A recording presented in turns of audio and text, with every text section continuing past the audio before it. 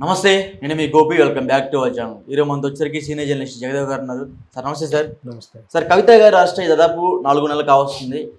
ఇంకా బెయిల్ రాలేదు. ఆ బెయిల్ కోసం ఆమె ఎన్నో ప్రయత్నాలు చేస్తుంది. మా అబ్బాయి స్కూల్కి వెళ్తున్నాడు, మా అబ్బాయికి అండగా ఉండాలి.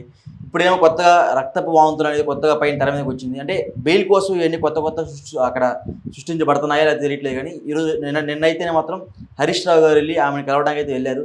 సో ఎందుకు వెళ్ళారు? బెయిల్ కోసం వెళ్ళారా, లేకపోతే ఆమెను పరామర్శించడానికి వెళ్ళారా? ఏం జరిగింది? ఏం జరిగిందో తెలియదు కానీ కేటీఆర్ గారు కూడా వెళ్ళినట్టున్నారు కదా.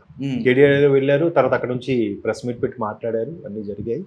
బట్ కవిత గారి విషయం ఇప్పటికే 3 నెలలు అవుతున్నట్టుంది. 90 రోజులు గడువు తర్వాత కూడా బెయిల్కి 90 రోజులు రిమాండ్ తర్వాత కూడా బెయిల్కి అప్లై చేసుకునే ఒక క్లా ఏదో ఉందంట, దాన్ని కూడా అప్లై చేస్తున్నారు అన్నట్టుగా వార్తలు వస్తున్నాయి. అయితే ఒక మహిళగా ఇబ్బంది పడే పరిస్థితులు ఉంటే ఉండొచ్చు కాక, మీరు అన్నట్టు గతంలో మా అబ్బాయి పరీక్షలు ఉన్నాయి, నాకు బెయిల్ ఇప్పించండి, తనకు దగ్గరుండి చదివించుకోవాలి అంటే ఆల్రెడీ ఒక 5-6 ఎగ్జామ్స్ అయిపోయి ఇంక 2 ఉన్నాయి. ఏమైనా సింగిల్గా ఉండే ఫ్యామిలీ కాదు, ఇంట్లో మిగతా వాళ్ళు కూడా ఉన్నారు. తర్వాత ఒక మహిళకి సంబంధించిన చట్టాలను ఇలా విధంగా కాలరాస్తున్నారు, ఒక ప్రజాప్రతినిధి ఎమ్మెల్సీగా ఉన్న నన్ను ఈ విధంగా ఇబ్బంది పెడుతున్నారు అంటే ముఖ్యమంత్రి స్థాయి వ్యక్తులను కూడా అరెస్ట్ చేసిన సందర్భాలు ఉన్నాయి. ఎమ్మెల్సీకి పెద్ద ఇదేం కాదు. నేను ఒక పార్టీకి కీలకమైన వ్యక్తి, అధినేత కుమార్తెను, ఆ పార్టీలో చాలా కీలకమైన వ్యక్తిని, రేపు క్యాన్వాసింగ్ కూడా వెళ్ళే అవకాశం ఉంది, రేపు లోక్సభ ఎన్నికలు కూడా వెళ్ళాలి అన్నా కూడా ఇవన్నీ ఇటువంటి చర్యలకు పూనుకోకుండా ఉండాల్సింది. ఎందుకంటే మీద బలమైన సాక్ష్యాధారాలు ఏవో దొరికాయని కూడా వార్తల్లో చూశాను. సో అందువల్ల వాళ్ళు వచ్చి సుమారుగా ఒక 3-4 గంటలు సోదాలు నిర్వహించిన తర్వాతే ఆమె ఇంటి నుండి అరెస్ట్ చేసుకుని స్పెషల్ ఫ్లైట్లో తీసుకెళ్లారు. ఎందుకు? నెక్స్ట్ డే మార్నింగ్ 9 కల్లా కోర్టులో సబ్మిట్ చేయాలి కాబట్టి. ఒక లేడీ స్పెషల్ ఆఫీసర్ కూడా వచ్చారు. వచ్చిన తర్వాత అన్ని సోదాలు నిర్వహించి ఆమె దగ్గర ఉన్న కొన్ని క్లూస్ తీసుకున్నాకే కుటుంబ సభ్యులకి ఇన్ఫార్మ్ చేసి అరెస్ట్ చేశారు. ఎట్లా అరెస్ట్ చేశారు? కేటీఆర్ గారు కూడా వెళ్ళారు దానికి. ఈవెన్ కేటీఆర్ గారు కూడా మేము సుప్రీంకోర్టులో అపీల్ చేసుకుంటే ఆ లోపల ఇవి ఎలా అరెస్ట్ చేస్తారు అన్నట్టు కూడా కేటీఆర్ గారు ఒక పేపర్ చూపించే కూడా లైవ్ మనం చూసాం. బట్ వాళ్ళ దగ్గర ఎటువంటి అంత బలమైన సాక్ష్యాధారాలు దొరకపోతే అరెస్ట్ చేస్తారు. నెక్స్ట్ ఏదైతే అపీల్ చేశారో అది హీరింగ్కి వెళ్ళినప్పుడు సుప్రీంకోర్టు ప్రశ్నించిందంట. అది దాని గురించి వచ్చారు కదా, ఏమైందంటే లేదు మేము విత్డ్రా అయిపోతున్నాం అని చెప్పి ఆ అపీల్ వేసిన లాయరు చెప్పారట. ఎందుకు? అప్పుడే చెప్పొచ్చు కదా, మీ దగ్గర ఎట్లా ఉంటుండగా, మీలో పెండింగ్ ఉంటుండగా వచ్చి అధికారి అరెస్ట్ చేసి తీసుకెళ్ళింది అని అక్కడే చెప్పొచ్చు కదా. ఎందుకు చెప్పలేకపోయారు?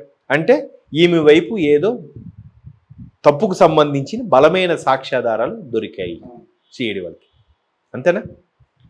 సో ఆ విధంగా కొన్ని బలమైన కారణాల వల్ల ఈమెకి బెయిల్ నిరాకరించడం జరుగుతుందని నా అభిప్రాయం. బట్ హోమ్ సిక్ అవ్వచ్చు, లేదంటే అక్కడ ఫుడ్ సరిగ్గా పడకపోవచ్చు, రకరకాల కారణాలతో కూడా ఆమె వామిటింగ్స్ గట్రా చేసుకుని ఉండొచ్చు. కాకపోతే బాడీ వేడి చేసినప్పుడు కూడా కొన్నిసార్లు ముక్కు నుంచి రక్తం కారడము, నోట్లోంచి ఇబ్బందికరమైన పరిస్థితులు రావడం గట్రా జరుగుతుంటుంది. మోషన్స్, వామిటింగ్ సెన్సేషన్ అలా అయ్యుండొచ్చు. బేబీ బాగాలేదు, సివియర్గా ఉందని కుటుంబ సభ్యులకు ఇన్ఫార్మ్ చేస్తే వీళ్ళు వెళ్ళి చూడడానికి కూడా వెళ్ళుండొచ్చు.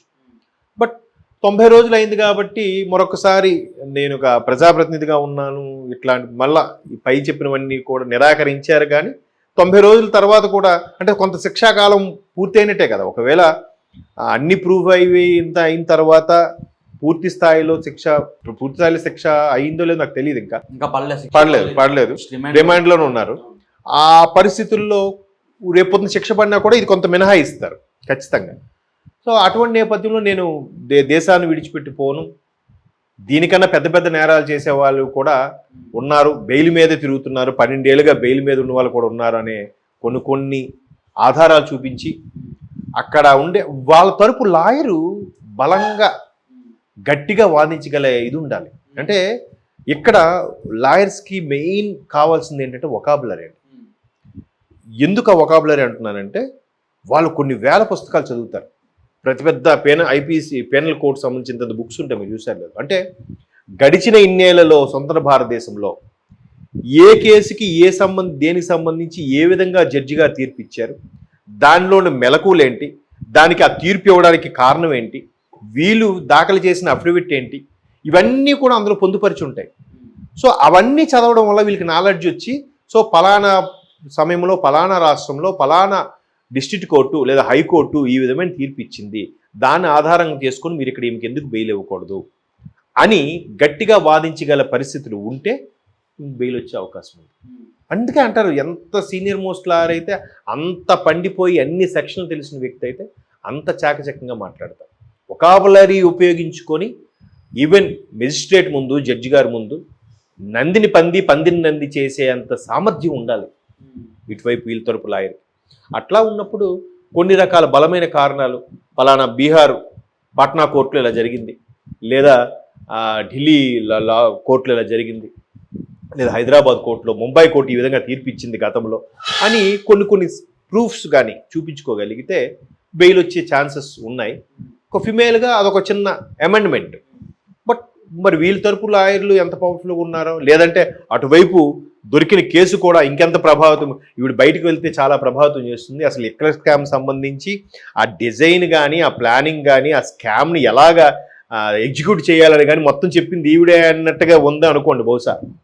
మరి ఈవిడ వెళ్తే మొత్తం మళ్ళీ తారుమారయ్యే అవకాశాలు ఉంది. ఆల్రెడీ దీనికి సంబంధించి ఢిల్లీ ముఖ్యమంత్రి కేజ్రీవాల్ గారు కూడా ఆరోపణలు ఎదుర్కొన్నారు. ఆయన కూడా అరెస్ట్ అయ్యి లోపల ఉన్నారు, లోపలికి వెళ్ళి వచ్చారు. తర్వాత ఇంకో వ్యక్తి కూడా వీరిద్దరికి సంబంధించి ఒక మార్కెటింగ్ పర్సన్ కూడా ఆల్రెడీ లోపల ఉన్నాడు. ఆయన వెల్కమ్ టు తిహార్ క్లబ్ అని ప్రతిసారి ఒక లెటర్ రాస్తున్నాడు. ఇటువంటి అందరు వ్యక్తుల్ని ప్రభావితం చేయొచ్చు, లేదా సాక్షులను తారుమారు చేయొచ్చు, లేదా మొత్తానికే ఏమీ లేకుండా చేసే అవకాశం ఉంది. ఎందుకంటే ఈమె తాలూకా తండ్రి మాజీ ముఖ్యమంత్రి, ఒక పార్టీకి పెద్ద లీడర్ నాయకుడు, ఒక సోదరుడు పెద్ద మినిస్టర్, మాజీ మంత్రి. ఇట్లా వీళ్ళకి ఎంత లాబింగ్ చేసే ఇది ఉంది కాబట్టి ఏవైనా జరగవచ్చు అని కూడా వీళ్ళు పెట్టారేమో గవర్నమెంట్ తరపు లాయర్లు. అందుకే బెయిల్ నిరాకరిస్తున్నారేమో నా అభిప్రాయం. ఎందుకంటే ఇంకొకటి సార్, తీహార్ జైలు అంటే మరీ రోతగా ఉంటుందని నేను విన్నాం. అంటే అక్కడ సరైన రెస్పెక్ట్ ఉండదు. ముఖ్యంగా సౌత్ ఇండియన్స్ అంటే అసలు రెస్పెక్టే ఉండదంట. అది చిన్న నాయకులు కావచ్చు, పెద్ద నాయకులు కావచ్చు. అక్కడ కనీసం లేడీస్ని కూడా లేడీస్ లాగా ట్రీట్ చేయాలంట. సో అలాంటి దగ్గర ఇప్పుడు ఇన్ని రోజులు కవిత గారు ఎలా ఉన్నారు అసలు? అదే అంటున్నాను కదండి. ఇప్పుడు నిజంగా రాజమర్యాదలు చూపించినా కూడా ఎవరితో మాట్లాడడానికి ఉండదు, తోటి ఖైదీలతో మాట్లాడుకోవాలి తప్ప ఇబ్బందిగా ఉంటుంది. హోమ్ సిక్కు, ఆ వాతావరణం కూడా మీరు అన్నట్టు కొంచెం ఇబ్బందికరంగానే ఉంటుంది. ఒక మహిళకి ఇప్పుడు జెంట్స్ ఉండేది వేరు, ఆడవాళ్ళు ఉండేది వేరు. మహిళగా కొన్ని పర్సనల్ ప్రాబ్లమ్స్ ఉంటాయి. అవన్నిటికి కూడా ఎదుర్కోవడం, నిలబడడం కొద్దిగా కష్టమే. దానివల్ల కూడా ఆమెకి ఒకవేళ హోమ్ సిక్తో వోమిటింగ్ సెన్సేషన్ లాగా, ఇప్పుడు జనరల్గా థియేటర్కి వెళ్ళినప్పుడు వాష్రూమ్కి వెళ్తేనే చాలామంది వాష్రూమ్కి వెళ్ళడానికి నచ్చరు. ఆ లోకెళ్ళకి వెళ్తే వోమిటింగ్ సెన్సేషన్ వచ్చేస్తారని వెళ్ళరా బాబు, కావాలంటే బయటికి వెళ్ళా చూసుకుందాం అంటారు. వాళ్ళు పెద్ద వాటిలో చాలా నీట్గా మెయింటైన్ చేస్తారు. అయినా కొంతమందికి ఆ ఫోబియా ఉంటుంది. సో అట్లాగా మీరు అన్నట్టు మేబీ ఒక ఫిమేల్గా తిహార్ లాంటి బాగా పేరుగాంచిన జైల్స్ అవి, ఎట్లాంటి అంటే కరడగట్టిన వ్యక్తులను కూడా మనుషులుగా తీర్చిదిద్ది బయటికి పంపించిన సందర్భాలు ఉన్నాయి. చాలా ఇబ్బందులు గురి చేసిన సందర్భాలు కూడా ఉన్నాయి. ఆ తిహార్ జైలు గురించి మనం విన్నాం.